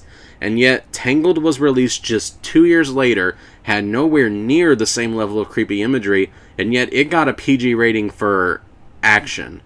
Just kind of makes you wonder a bit. Tangled is just such an incredible and wonderful film. This is not only Disney's best film of the 2010s and the 20th century so far, this is their best film since Aladdin, all the way back in 1992. I really love this film. Every single element about this film just clicks together so beautifully. The characters are all wonderful. Rapunzel is an excellent character and one of the strongest written Disney princesses. Flynn Rider is an excellent character. The plot is perfectly written and perfectly paced. Mother Gothel is a great villain. Maximilian the Horse is hysterical. Seriously, all the characters are just wonderful and memorable. This film also does a beautiful job of taking the original fairy tale and changing enough so that it's more than suited for a feature-length runtime while staying true to the fairy tale spirit. The action is fantastic, the comedy is on point, and of course the animation, in particular the lantern scene, is just so stunning. Honestly, there is very little, if anything, about this film I dislike. It's just such an endearing and immensely likable film, and the more times I've seen it, the more and more I love it. Tangled gets a 10 out of 10 from me. It's just such an entertaining and great film from start to finish, and I love it so much. Winnie the Pooh. To date, this is the final traditionally hand-drawn animated film in the Disney animated canon. Anyway, this film is attempting to get this franchise back to its roots in a similar vein to the many adventures of Winnie the Pooh by adapting a couple of stories lifted directly from A.A. Milne's original books, and also including a lot of fourth wall breaks and the like. And for my money, they succeeded in making a very entertaining experience, even if it's not quite on par with the original's genius. One of the most striking things about this film was its emphasis on comedy, something that most of the other Winnie the Pooh's cartoons never really concern themselves with. But surprising enough, this film is actually really funny, mostly thanks to some rather clever wordplay. There's also the songs by Kristen Anderson Lopez and Robert Lopez, who would both garner infamy after writing the songs for the upcoming Frozen. They're incredible, but by far my favorite is the Baxen song, which might actually be one of the most clever and funny songs in Disney history. And of course, I just love spending time with these characters. I mean, they're timeless for a good reason. Honestly, the main complaint I have, in fact the only complaint I have about this film, is something that I normally don't complain about. But this film is just too short. Like, much too short.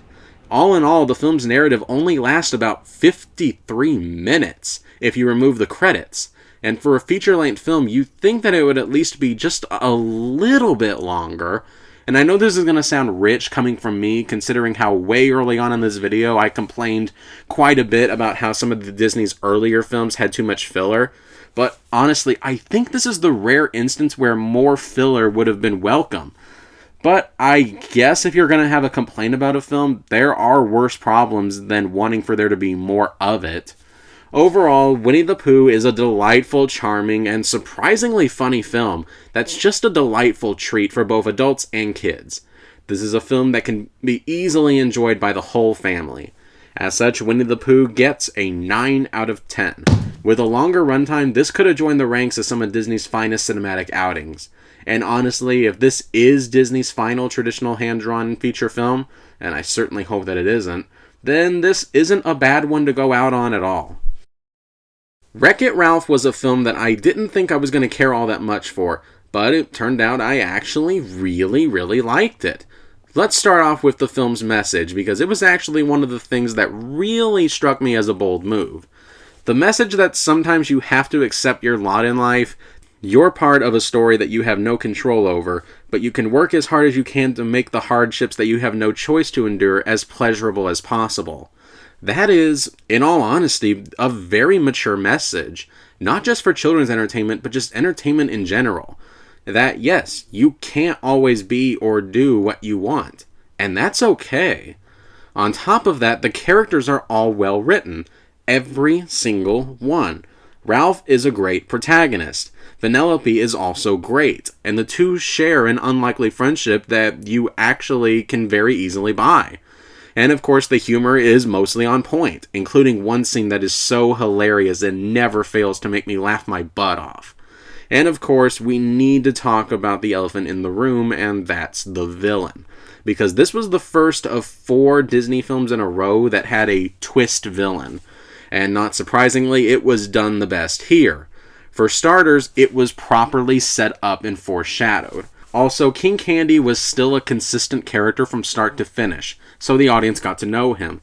And plus, the real twist isn't that King Candy is the villain, but rather, instead, his true nature is the twist. And it was such a twist. But yeah, it worked here. It didn't work for the other ones coming up, but we'll get to them when we get to them. Anyway, this film does an excellent job at exploring the video game worlds it put a lot of effort into creating, especially with Sugar Rush. Any issues I have with this film are very minor, like a joke here or there that falls completely flat, a few instances of plot progression that don't flow very well as a little bit of forced conflict in the beginning with the Nicelanders. But overall, this is a fun, exciting, smart, and entertaining film. I'm going to give Wreck-It Ralph a 9 out of 10. And I mean the film's ending. The film's ending was just so perfect that I can honestly say that this is a film where no sequel is needed. There are just so few films that have endings as great as this, and I don't know why anyone would want to spoil it with a completely pointless cash grab sequel. But hey, I'm certain that if Disney did actually decide to make a sequel, that it won't be totally forced at all, and it'll be just as strong as this one. That's why I'm so glad Disney hasn't made it yet. Frozen. It was a cultural phenomenon when it first came out, and while not quite the juggernaut that it once was, it is still an immensely popular film. But that begs the question, how does it hold up? Well, I will say that this is a pretty entertaining film, but unfortunately, the more times you watch the film, the more its flaws become apparent, which is never a good sign. So let's start off with the flaws, shall we? First off, the villain sucks. Yeah, I know everyone complains about the villain here, but it really is true. The twist comes completely out of left field, and his evil plan is so paper thin that it's honestly too stupid to take seriously. And yet, despite the fact that the twist literally comes out of nowhere, I was still able to predict it early into the film on my first watch through. How sad is that? Also, the song Fixer Upper sucks. Not only because it completely rubs against the message of the film, but because it's placed in the absolute worst possible place in the story, to the point that it completely kills the pacing and momentum entirely. Honestly, while there are other nitpicks and minor issues I have, those are my 2 biggest gripes with the film by a wide margin. And these issues, they just bugged me, and they dragged the film down quite a bit. Namely because they screw up one of the most important part of the film's ending, the tension. With that said, there are a lot of things to really like and admire about this film. The animation is just stunning. Like, really stunning. It does an excellent job of transporting you to a winter wonderland. Also, the characters, for the most part, are compelling, well-written, and likable. This even includes Olaf, a character whom I initially thought was going to be just an annoying comic relief character, but thankfully he's reeled in just enough that he's not irritating. He actually manages to produce some of the film's funniest moments. The relationship between Anna and Elsa feels like a relatable and real-life sister-sister relationship. And any song that isn't Fixer Upper is a great song. And while Let It Go may be overplayed, like overplayed, it is the best song in the film. I honestly don't think it deserves anywhere near the hate that's been tossed its way, but I am also willing to acknowledge that it does have its fair share of problems. Regardless, I think the things that do work rather well. As such, I'm going to give Frozen an 8 out of 10. And in case you're wondering, I don't have super high hopes for the sequel, but I will say I hope I'm proven wrong. Looking back on Big Hero 6, there are several things in particular that strike me as odd. The biggest is that it's stunning how little I remember about this film. I remember really liking it when I first saw it, but now that I'm older, I can't help but think that a lot of that was just hype, because there are some genuine problems here. By far its biggest is its villain, which, again, is very weak, and it's also very predictable who the villain is. Also, the writers couldn't have come up with a better way to kill off Tadashi. Instead of having him run into a building that's engulfed in flames, writers, that doesn't make him look noble. It makes him look like an idiot. There's also the side characters who feel like they should be quirky and memorable, but honestly, they really aren't. And then there's the fact that the climax is almost completely tensionless, mostly because I knew that they were going to cop out on the ending, and yeah, they did. But something must have drawn me into this when I first saw it, and I think I know what it is. It's the relationship that grows between Hero and Baymax, which is very nice and well handled. Hero is a fine protagonist, even if he isn't the most memorable character in the world. The only major thing that I remember about him is the film's boldest scene in which he reprograms Baymax to literally murder the villain, which I gotta admit was quite risky for Disney to do. Easily the best character in the film, however, is Baymax, who is just so cute and so likable and so funny. He's not only the best character in the film, he's the best part of the film. Big Hero 6 has its fair share of problems, but it's good enough that I can, while not ignore its flaws, overlook them. I mean, to be fair, the film's biggest problem is that it doesn't really leave that much of an impact, which is not a great flaw, but it's not the worst flaw to have either. As such, Big Hero 6 gets a 7 out of 10. It's one of those films that's very enjoyable to watch while you're watching it, but it won't occupy your mind that much after you've seen it.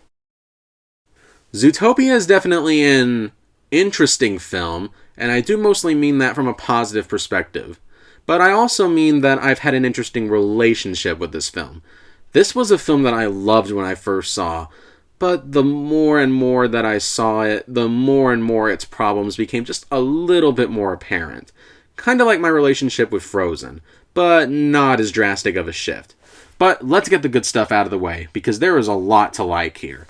Probably my biggest compliment is that this is certainly one of Disney's ballsiest films in quite a while. It has an edge to it that feels natural, like it's not actively attempting to push the envelope, but is doing so anyway.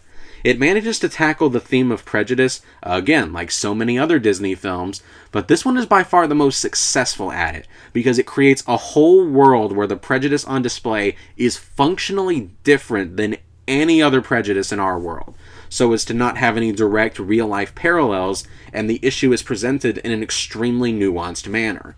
It's also a film that's unafraid to have our female protagonist showing that she has some prejudicial attitudes and beliefs. That was a bold risk, and it was one that definitely paid off. On top of that, the film is an engaging mystery. The jokes are funny, the world they've created here is truly immersive and feels realistic, and this is also a film that actually gets adult jokes in a kid's film correct. However, in spite of all this extremely praiseworthy elements, I do have some problems. Probably my biggest is just how contrived certain parts of the mystery and investigation play out.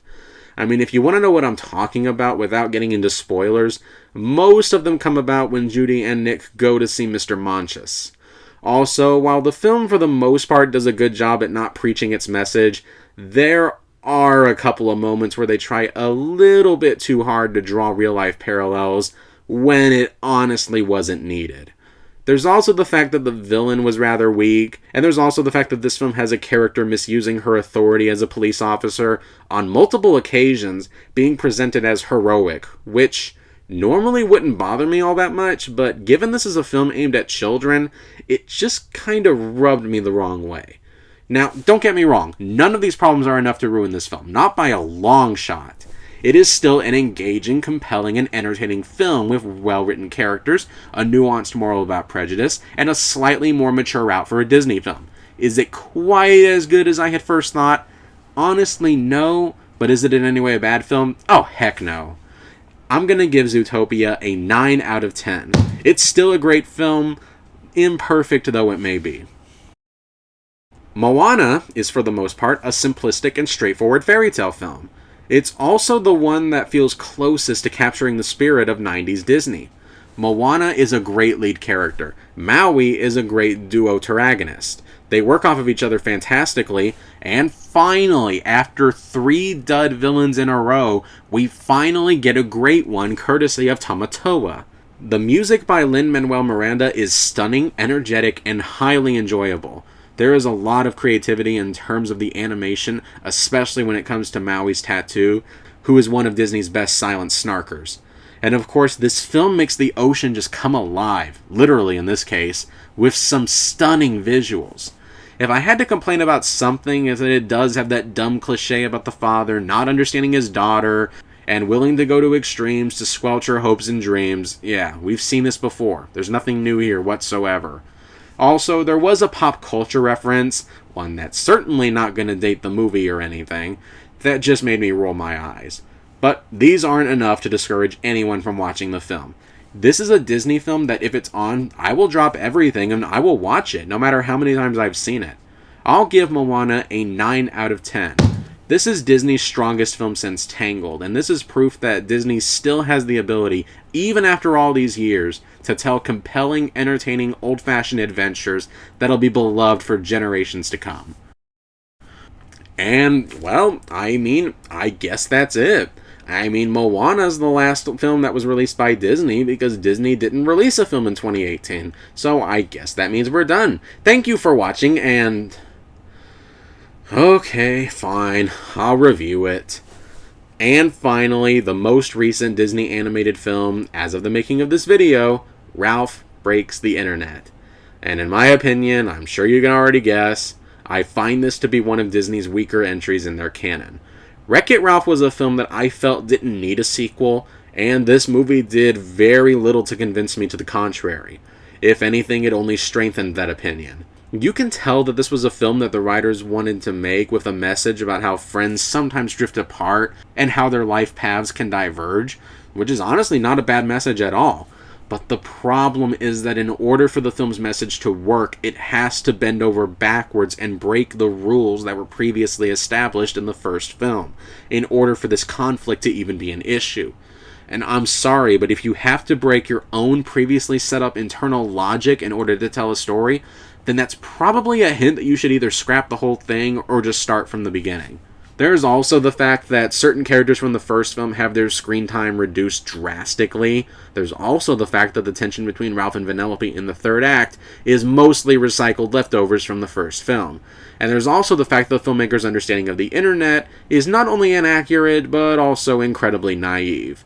There's a bit where Ralph gets all sad that the people in the comments are calling him mean names, but honestly, the insults in the comment section are actually quite tame, all things considered.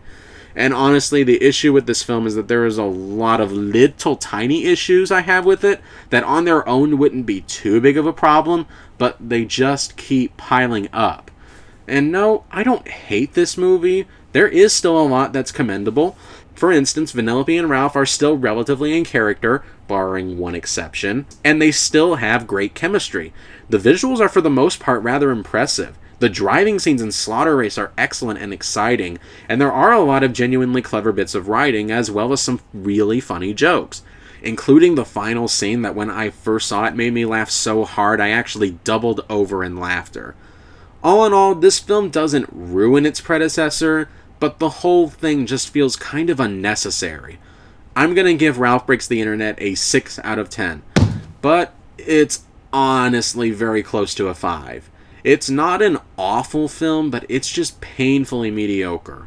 Also, because I know someone's going to ask about it, I didn't really care for the Disney princess scene, mostly because the jokes they tell, except for one, weren't really all that funny. Also, the 3D models on the princesses that were originally hand-drawn just look off, especially when it came to both Pocahontas and Cinderella. And honestly, that whole tangent of Vanellope walking through the Disney website just felt like Disney showing off just for the sake of showing off. And that's it. Those are all 57, as of the making of this video, Disney animated films reviewed and rated. Honestly, this is a very strong collection of films. It just seems like that when it comes to their animated films, Disney rarely screwed up. And even their screw-ups, for the most part, aren't really all that bad. It just goes to show that Disney does care about the films they put out, at least when it comes to the ones they consider part of their animated canon. Even when a film doesn't really work, you can usually get the sense that they were at least trying, which is nice. And it should come as no surprise that the animation was almost always good in these films. Another common thread was that Disney is quite good at creating memorable characters, both heroes and villains. And another strong suit of Disney is their ability to take classic stories and remake them in their own image. They're able to change just enough to make it their very own without sacrificing what made the stories a classic in the first place. Surprisingly, they managed to find some good adaptations in the least likely of places. Let's just say, looking back on all these films that Disney's made, all their strengths and all the risks they were willing to take over the years, it really shouldn't come as any surprise that Disney was able to be the home of so many childhood classics. And now, here are their films ranked from my least favorite to my favorite as per my completely biased and subjective opinion. Number 57, the worst Disney animated film is Chicken Little. Number 56 is Brother Bear. Number 55 is Oliver and Company. Number 54 is Pocahontas. Number 53 is Ralph Breaks the Internet. Number 52 is Home on the Range. Number 51 is Dinosaur. Number 50 is the Aristocats. Number 49 is Saludos Amigos. Number 48 is Hercules. Number 47 is the Three Caballeros. Number 46 is Atlantis the Lost Empire. Number 45 is The Jungle Book. Number 44 is Big Hero 6. Number 43 is The Black Cauldron. Number 42 is Make Mine Music. Number 41 is Peter Pan.